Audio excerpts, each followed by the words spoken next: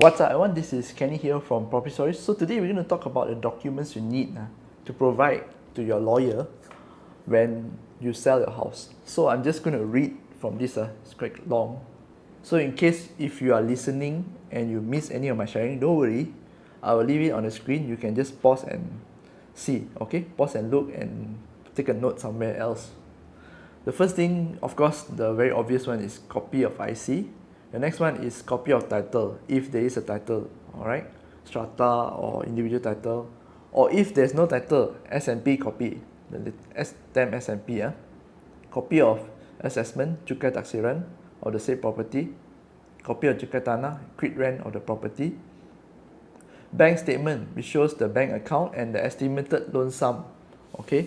Or you can actually screenshot lah. You go to online banking, right? You screenshot and then you can send that also. Copy of tenancy agreement, that is if applicable, if your property is tenanted out. Okay, copy of statement of account issued by management office showing the maintenance fee. This one, if you pay maintenance fee, right, every year they will send you the statement of account.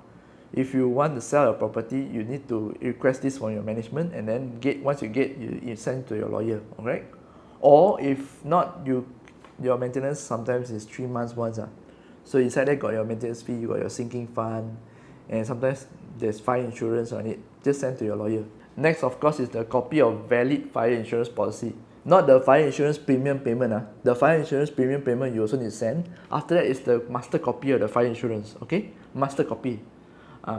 This one, if you are selling a strata property, you will have this because you will need to pay your fire insurance to the JMB. Okay, strata, I'm talking here strata. Strata, remember, got high rise and landed strata.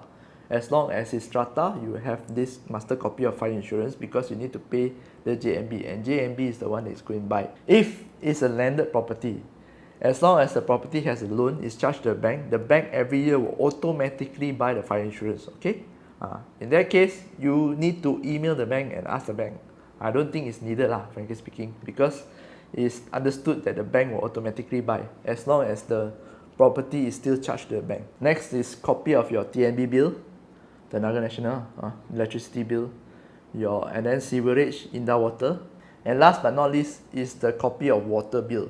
So I'm just going to put the whole thing on the screen again right now. You can pause this and copy. Alright. Come to the next one, which is the FAQ. So FAQ, I think I got a few here. Should you appoint your own lawyer? This one is a very famous question. Very common question. If I am selling, alright, I'm the vendor today, should I appoint my own lawyer to handle the transaction? My answer to you is always yes. Okay, why? Because your lawyer can protect your interests. Remember, this is a sub-sale.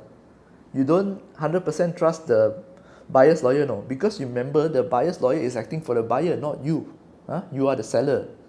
Yes, you still need to pay, but that payment is not for them to represent you, not for the buyer lawyer to represent you. You understand? The legal fees that you pay is not for the buyer's lawyer to represent you. These are all miscellaneous fees. Definitely they will collect because the stamp duty and all, they will definitely collect one. Because documentation, dealing with the banks, everything, phone call, miscellaneous fees, there will definitely be a fees incurred. So they are not acting for you, they are acting for the buyer. Inside your SMP, right, if you read properly, if you choose to use only the buyer lawyer, you will see that the clause there, the buyer has elected not to be represented, alright? Because a lawyer can't actually act for the buyer and seller. Same lawyer can't actually act for the buyer and seller. By right, by right. But most of the time we want to save fees, right? We want to save lawyer fees. We usually will just piggyback on the buyer's lawyer. Which brings me to the next question. This savings, right, is a lot or not? No, actually it's about 1 or 2,000. If it's about 500 over 1,000 property, right, let's just say you sell 500 over 1,000, it's about 1 to 2,000, the difference. But this 1 to 2,000, right, will give you a peace of mind. You pay, you give you peace of mind. Do you know that if today you use the buyer's lawyer has the right not to deal with you because you are the seller. They only deal with their client, which is the buyer. So today, imagine today you want to ask for the update, right? You ask the buyer's lawyer also will have the right not to tell you anything. you ask the buyer, of course lah, the buyer, the agent is the one that will check, right? The agent also has no right to ask the buyer's lawyer, no? Because the buyer's lawyer represent only the buyer, okay? But if today you are represented and you have a lawyer, you can straight away ask the lawyer. So what's the status of my case now? What do I need to do next? And then the next part is that this lawyer, right, the most important job is that they have to read through the documents, the sales and purchase agreement, to make sure that it's fair for both parties. In case there's anything, there's a shortfall. Remember, before you sell the property, you need to pay. You need to pay up all your maintenance fee, your quit rent, your bills, everything you need to pay, okay?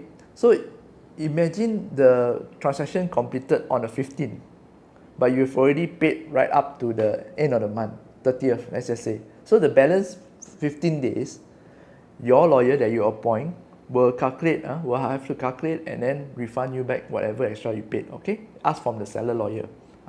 So that is how they protect you. And your lawyer also will actually deal with the bank and see whether there's any shortfall or anything like that to close your account properly. Of course, if you get the buyer's lawyer, the buyer's lawyer will also do that lah. But I'm sharing with you, don't take things for granted, okay? Things if go south, if things turn bad, at least you are represented. Okay, I think that's it for the documents that you need when you sell a house. So if there's any more questions, you got my email down below. Just email me and I'll do my best to take as many questions as I can. Emails I only check on Friday. So this is Kenny here from Property Stories, and I'll see you again next video. Bye bye.